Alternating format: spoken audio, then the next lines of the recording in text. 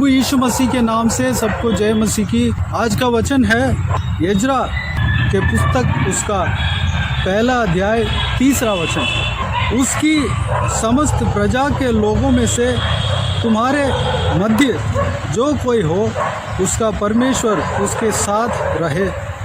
वह यहूदा के यरूशलेम को जाकर इस्राएल के परमेश्वर यहोवा का भवन बनाए। जो यरूशलेम में है वही परमेश्वर है। मेरे प्रियो, यहाँ पर इजरायली जन यरूशलेम से बाबिलोन में बंदी बनकर जाने के बाद 70 साल बाबिलोन में गुलाम बनकर रहे। यरूशलेम जो देश था वो जलाया गया क्योंकि इजरायली जन पाप किए थे।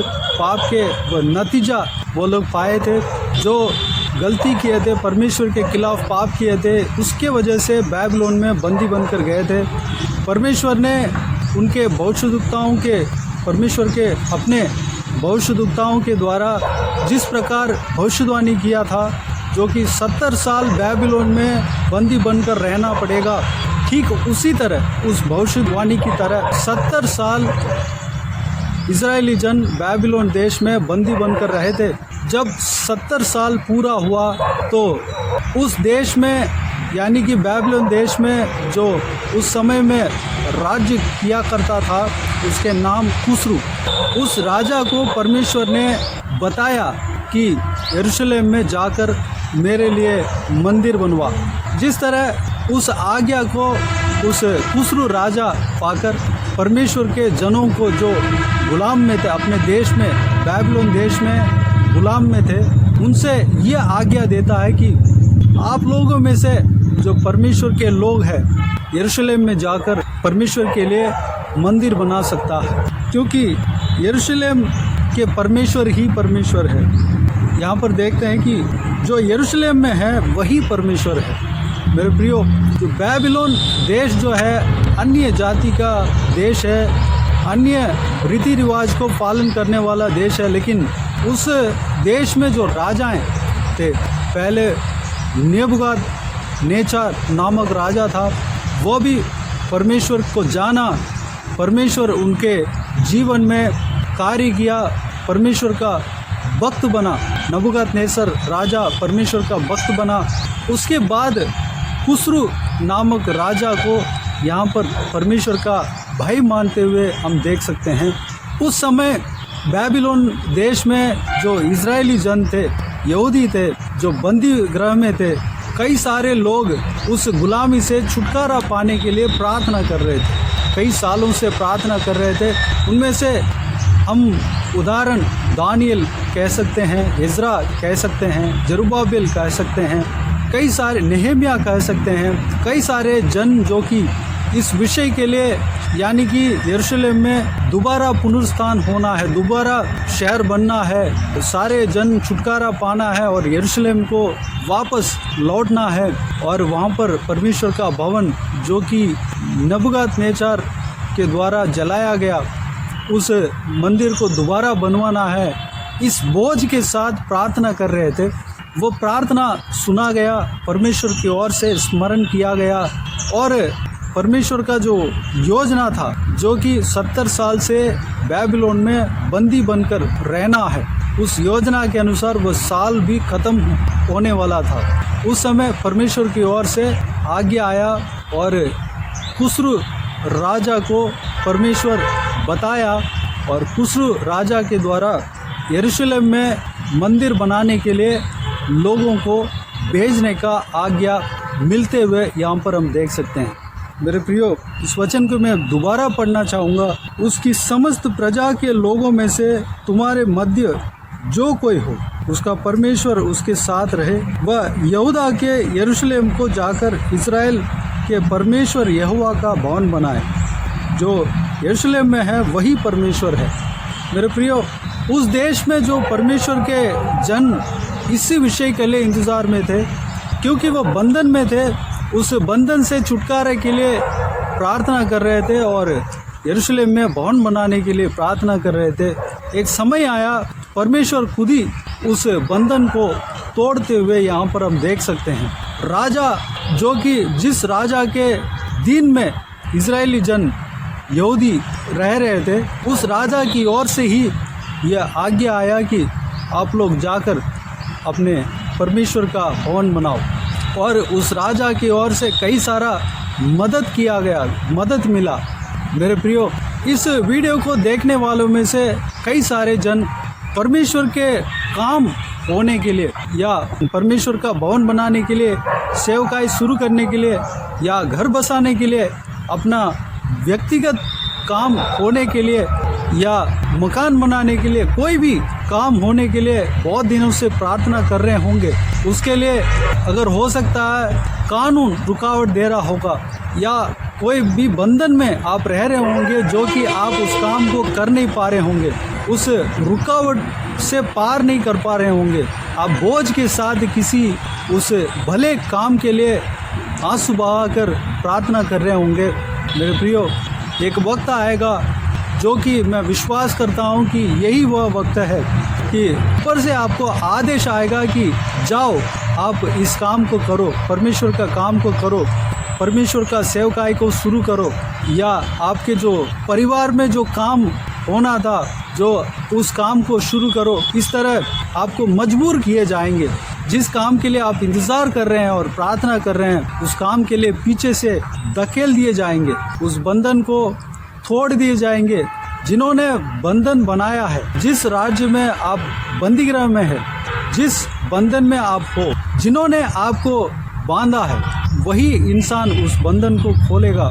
जो व्यक्ति, जिस संस्था आपको उस परमेश्वर का काम के लिए दरवाज़ा लगाया है, द्वार को बंद किया है, वही लोग, उसी जगह से वह द्वार खोला जाएगा और आपको मदद किया जाएगा, वहीं से ही आपको मदद मिलेगा। मेरे प्रियो, हमारा काम है, हम कई सारे प्रयास तो किए हैं, परमेश्वर के लिए कुछ करने का जोश हमारे अंदर है, कुछ करने का मन हमारे अंदर है, हमें परमेश्वर की ओर से दर्शन मिल चुका है, परमेश्वर की ओर से जो काम हमें करना है वह हमें पता चल चुका है, या हम अपने परिवार के विषय में जो प्रार्थना किया है उसका उत्तर परमेश्वर की ओर से मिल चुका है, लेकिन उसका द्वार खुला नहीं है। इस संसार के अधिकारियों के द्वारा हमें रुकावट मिल रहा है, हमारे सामने उस कार्य के लिए दरवाज़ा बंद है। अगर इस तरह की सिचुएशन में आप चल रहे हैं तो मेरे प्रियो, परमेश्वर का वचन के द्वारा हम ये जान रहे हैं कि जिन्होंने उस द्वार को बंद किया, उसी अधिकार के द्वारा ही, उसी राज्य के द्वारा ही आपको वह द्वार खोला जाएगा। साथ ही साथ आपको उसी राज्य के द्वारा ही मदद मिलेगा और आपको पीछे से धकेल दिया जाएगा और उस काम को करने के लिए कई सारे सुविधा दिया जाएंगे और समय दिया जाएगा। मेरे प्रियो, हमारा काम है प्रार्थना करना, हमारा काम है उस कार्य के लिए तैयार रहना, हमारा काम है उस जो परमेश्वर का जन जो कि उस समय में कुसरू के समय में था, जो कि इस विषय के लिए प्रार्थना कर रहे थे, यरूशलेम शहर में मंदिर बनने के लिए, भवन बनने के लिए प्रार्थना कर रहे थे, परमेश्वर का काम पूरा होने के लिए प्रार्थना कर रहे थे, उनकी तरह हमें भी बोझ के साथ प्रार्थना करना है, आंसू बहाकर प्रार्थना करना है और हर समय हमें तैयार रहना है। जब भी आदेश आए, जब भी इस काम को करने के लिए द्वार खुले, उस काम को हमें करने के लिए तैयार रहना है। उस काम को करने में अगर रुकावट भी आ जाए, कई सारा रुकावट आ सकते हैं। एक तो परमेश्वर की ओर से जो समय रहता है, परमेश्वर का समय रहता है, उससे पार करके हम नहीं कर सकते। हम जितना भी प्रयास करें, परमेश्वर का समय जब आएगा तभी वो काम हो पाएगा। दूसरा, परमेश्वर का समय आ गया, परमेश्वर का समय आ जाता है, द्वार खुल भी जाता है, लेकिन शैतान की ओर से जो रुकावट आता है उसको हमें फेस करना है। शैतान की ओर से, शैतान के लोगों की ओर से हमें वो काम करने के लिए बहुत सारा रुकावट, बहुत सारा डिस्टर्बेंस आएगा। उस काम को, उस डिस्टर्बेंस को, उस परेशानी को सामना करने का तैयारी हमारे अंदर होना चाहिए। जब हम ये दोनों चीज़ को हमें समझना है, परमेश्वर द्वार खुलने के बाद एक तो परमेश्वर का समय जब नहीं आएगा तब तक वो द्वार नहीं खुलेगा। दूसरा चीज़, परमेश्वर के ओर से अनुमति मिल जाता है, द्वार खुल जाता है, लेकिन शैतान की ओर से रुकावट आता है। उस रुकावट को हमें तोड़ कर जाना है, पार कर जाना है। ये दोनों चीज़ को हमें समझना है। ये सारे विषय के लिए हमें तैयार रहना है, हमें प्रार्थना में बने रहना है। उस समय में दानियल जो हमारे लिए बहुत बेहतर, बहुत महत्वपूर्ण उदाहरण है, वह दिन में 3 बार प्रार्थना करता था, देश के लिए प्रार्थना करता था, अपने देश के लिए प्रार्थना करता था, इजरायलियों का छुटकारे के लिए प्रार्थना करता था। और कई सारे जन एसरा जो कि वचन का निपुण था, यानी कि एजरा के द्वारा लोग शिक्षा पाए थे, परमेश्वर का आज्ञाओं को जाने थे। आजकल परमेश्वर के दया से प्रिंटेड बाइबल आ गया है, सबके पास परमेश्वर का आज्ञा पहुंच गया है। परमेश्वर के आज्ञाओं को हर एक व्यक्ति पढ़ सकता है। हम भाग्यशाली है, लेकिन पुराना नियम के लोगों को इतना सुविधा नहीं मिला। जब कलीसिया में जाकर एक जो फरीसी जन है, उनके मुंह से ही परमेश्वर के आज्ञाओं को सुन पाते हैं और सीख पाते हैं, और उनके द्वारा ही परमेश्वर के आज्ञाओं को मालूम कर पाते हैं और उस आज्ञा को सुनकर पालन करते थे। लेकिन आजकल परमेश्वर का अनुग्रह हमारे ऊपर है, जो कि हर एक जन के हाथ में बाइबल रख सकता है। हमें आसानी से परमेश्वर का बहुमूल्य वचन मिल जाता है। पवित्र बाइबल हर जगह बिकता है, हम ले सकते हैं और पढ़ सकते हैं। मेरे प्रियो, हमें इज़रा की तरह तैयार रहना है और नेहमिया की तरह तैयार रहना है, जरुब्बाबिल की तरह तैयार रहना है, वो भी एक याजक था, और दानियल की तरह तैयार रहना है। मेरे प्रियो, हर समय हमें तैयार रहना है। परमेश्वर जब जाने के लिए कहेगा, उस समय हमें जाने के लिए देरी नहीं करना है। उस समय शैतान की ओर से रुकावट जब आएगा, उस रुकावट को भी पार होके हमें जाना है। शैतान कई तरीके से हमें रुकावट दे सकता है, भाई के द्वारा या पाप के द्वारा हमें भटका सकता है, रुकावट दे सकता है। उस सारे चीज़ को हमें समझना है और हमें आगे बढ़ना है। ये बात समझना है कि परमेश्वर पाप के द्वारा हमें परीक्षा नहीं देता है। पाप के द्वारा अगर परीक्षा आता है तो अपने अभिलाषा के कारण आता है, शैतान के द्वारा आता है। इस बात को समझकर हमें काम करना है। मेरे प्रियो, आइए इस बहुमूल्य वचन के लिए परमेश्वर को धन्यवाद दें। मैं विश्वास करता हूं कि आज के दिन में कई सारों का द्वार है, जो उनके जीवन में जो वो चाहते थे, जो प्रार्थना करते थे, उस चीज़ का द्वार खुल रहा है। तो आइए उस विषय के लिए हम प्रार्थना करें, परमेश्वर को धन्यवाद दें और आगे बढ़ें। अगर द्वार नहीं खुला है तो उसके लिए तैयार रहें, हमेशा तैयार रहें। आइए हम प्रार्थना में जाएं। प्यारे पिता, दयालु परमेश्वर, आपको धन्यवाद देता हूँ। आज के इस आपके बहुमूल्य वचन के लिए आपको धन्यवाद देता हूँ। परमेश्वर, बीते हुए दिनों में हमें संभाला, बचाया, सुरक्षित रखा, आपको धन्यवाद देता हूँ। आज के इस आपके बहुमूल्य वचन के अनुसार जो कुछ भी हमने मनन किया है, सारे बातों के लिए आपको धन्यवाद देता हूँ। परमेश्वर पिताजी, एसरा के समय में जो उस बैबिलोन राजा के द्वारा आपने परमेश्वर कार्य किया, बैबिलोन राजा को आपने जब समय आने पर आपने कहा कि जाओ यरूशलेम में जाकर परमेश्वर का मंदिर बनाओ। पिताजी, जिस विषय के लिए यहूदी लोग प्रार्थना कर रहे थे, जो कि उस समय में बैबिलोन में बंदी गृह में थे, उस विषय को करने के लिए उस राज्य के द्वारा आदेश आया। परमेश्वर पिताजी, वह लोग तैयार रह रहे थे। जब आदेश आया तो परमेश्वर का जन, जो लोग तैयार हुए थे, वो लोग वहाँ से निकले थे और आपके मंदिर बनाया गया। परमेश्वर पिताजी, हम भी आपके कार्य को करने के लिए पिताजी हम हमेशा तैयार रहने पाएँ। हमारे लिए जो आपके द्वारा दर्शन मिला है पिता, उस दर्शन के लिए हम प्रार्थना हमें बने रहने पाएँ। हम हमेशा उस कार्य के लिए हम तैयार रहने पाएँ। परमेश्वर, आपकी ओर से जब द्वार खुलेगा पिताजी, हमें अपने आप वो आदेश मिल जाएगा कि अभी हमको जाना है। पिताजी, हालेलुया, जब आपका समय आता है तो हमें पीछे से धकेल दिए जाते हैं, हमें पता चल जाता है और वो माहौल भी बन जाता है। परमेश्वर, हम उस कार्य को हम समझने पाएँ, उस वक्त को हम समझने पाएँ। जब भी आप कहेंगे, जब भी द्वार खुलता है तो परमेश्वर हम तुरंत जाने पाएँ। शैतान की ओर से अगर रुकावट आता भी हो तो परमेश्वर उस रुकावट को हम पार करने पाएँ, उस रुकावट को हम तोड़ कर जाने पाएँ। परमेश्वर अनुग्रह देना। शैतान हरा हुआ है, हमें जो परमेश्वर के मार्ग में अगर हम चलेंगे, उस प्लान के मुताबिक, परमेश्वर की इच्छा के मुताबिक हम चलेंगे, परमेश्वर के काम के लिए जब हम चलेंगे तो परमेश्वर कोई भी शैतान रुकावट नहीं कर पाएगा।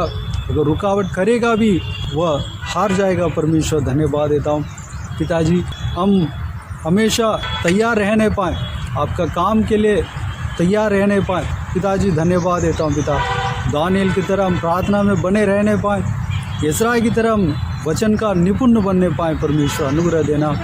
इस वीडियो को देखने वालों में से जो कोई भी जन जो कुछ भी प्रार्थना में इंतज़ार कर रहे हैं परमेश्वर, चाहे जो भी काम के लिए प्रार्थना कर रहे हो, चाहे आपके काम के लिए हो, चाहे सेवकाई के लिए हो, चाहे मंदिर बनने के लिए हो, चाहे सेवकाई शुरू करने के लिए हो, चाहे घर के काम के लिए हो, चाहे पारिवारिक काम के लिए हो, चाहे कोई भी काम के लिए क्यों ना हो, परमेश्वर उसका द्वार खोलेंगे, सही समय पर आप खोलेंगे। धन्यवाद देता हूँ। मैं विश्वास करके आपको धन्यवाद देता हूँ कि आज के दिन में वो काम को शुरू करने जा रहे हैं, उस द्वार को खोल रहे हैं। आपको धन्यवाद देता हूँ पिता। परमेश्वर चलाना, परमेश्वर हर एक जन को चलाना, उस काम को जो कि उस काम के लिए प्रार्थना कर रहे हैं, परमेश्वर जिस काम के लिए प्रार्थना कर रहे हैं उस काम को पूरा करने के लिए मदद करना, सहायता करना, शैतान का सारा रुकावट को तोड़ कर जाने पाएँ, अनुग्रह देना। परमेश्वर धन्यवाद देता हूँ पिता। हालेलुया। बंधन से आज़ाद कर रहे हैं, आपको धन्यवाद देता हूँ। हालेलुया। सारे जनों को इसी तरह आशीष देना, संभालना। परमेश्वर धन्यवाद। सारे व्यूअर्स को आशीष देना पिता, किसी को भी कोई भी कमी कटी ना होने देना, भरपूर आशीष देना। कोई भी जन बीमार हो परमेश्वर, हर एक जिनके अंदर बीमार है परमेश्वर, जिनका शरीर में बीमारी है पिता, उन सबको आपके हाथों में सौंपते हैं। उन सभी को छूना, चंगा करना प्रभु यीशु मसीह के नाम से चंगा होने पाएँ। जिनको दुख है, तकलीफ़ है परमेश्वर, सारा दुख को, तकलीफ़ को दूर करना पिता, प्रभु यीशु मसीह के नाम से उनके जीवन से दूर होने पाएँ पिता, परेशानी दूर होने पाएँ, आंसुओं को पहुँचना पिता। धन्यवाद। सबका जीवन में शांति, आनंद, खुशी आने पाएँ। धन्यवाद देता हूँ। जिनका जीवन में कष्ट है, मुसीबत है परमेश्वर, सारा मुसीबतों को दूर करना, कष्ट को दूर करना पिता। हालेलुया। शांति देना, आराम देना परमेश्वर। धन्यवाद देता हूँ पिता। हालेलुया। जो कोई भी जहाँ कहीं भी जाते हैं आते हैं, उन सबके ऊपर आपके हाथ हमेशा बने रहने पाएँ, सुरक्षित रखना परमेश्वर। हालेलुया। धन्यवाद देता हूँ पिता। बाकी सारे बातों को आपके हाथों में सौंपते हैं, आपके अनुग्रह हर एक के ऊपर हमेशा बने रहने पाएँ। प्रभु यीशु मसीह के नाम से सारा दुआ प्रार्थना को मांगते हैं। सारा आदर, महिमा, जलाल आपको मिलते रहें। आमीन, आमीन। प्रभु यीशु मसीह के नाम से प्रभु यीशु मसीह का आशीष और अनुग्रह हम सभी के ऊपर बने रहें। आमीन, आमीन। मेरे प्रियो, इस चैनल को सब्सक्राइब करें और शेयर करें। अगर किसी को भी प्रार्थना का विषय हो तो डिस्क्रिप्शन में दिए हुए नंबर पर कॉल करके प्रार्थना करा सकते हैं। हम आपके लिए प्रार्थना करेंगे। व्हाट्सएप में टाइप करके या वॉइस मैसेज के ज़रिए भी हमें आपकी प्रार्थना का विषय को भेज सकते हैं। बुधवार और शनिवार को वॉइस मैसेज के द्वारा प्रार्थना करके भेजेंगे। उस प्रार्थना में शामिल होकर आप भी प्रार्थना करें। परमेश्वर आप सबको आशीष दे। इस सेवकाई के द्वारा परमेश्वर आपके जीवन में कार्य किया हो वो भी हमें बता सकते हैं, ताकि हम सब मिलकर परमेश्वर को धन्यवाद दे सके, महिमा कर सके। प्रभु यीशु आप सबको आशीष दे। आमीन, आमीन।